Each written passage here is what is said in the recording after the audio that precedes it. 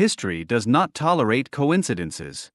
Every word, every label is not just a set of sounds, but an echo of ancient battles, the memory of generations that screams through the centuries. Kh0khly and kh0khly are not just words. They are symbols of two worlds, two identities, two paths. Kh0khly is not a mockery, but a sign of courage. Muscovites first heard this word when they encountered warriors who went into battle with a shaved head and a long herringbone, who laughed in the face of death, because they knew that if they died, God would pull them by the forelock straight to heaven.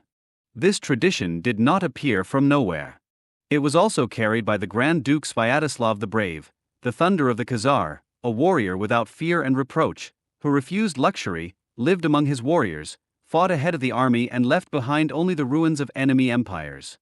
He, like the Cossacks, wore a herring, a sign of strength, freedom, indomitability. The glorious commanders who led the Ukrainian army into battle, Ivan Serko, Petro Doroshenko, Pavlo Polubotok, all of them wore herrings. It was more than just a hairstyle. It was a challenge. Muscovites hated it, because it meant invincibility. They laughed, but in reality they were afraid. Because who else could openly mock the Tsar? Who else could go against the empire and win? They tried to humiliate, called us kh0khly, but in doing so they only recognized our difference, our freedom, our courage. If you like this historical truth, if you want more such stories, be sure to like and subscribe to the channel. This will help spread the knowledge that they have been trying to erase for so long. But the Ukrainians were not silent either. The Russians were called tsapy.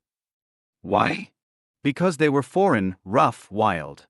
Their beards made them look like goats, and their speech was heavy, awkward, and clumsy for the Ukrainian ear, like a goat, they said.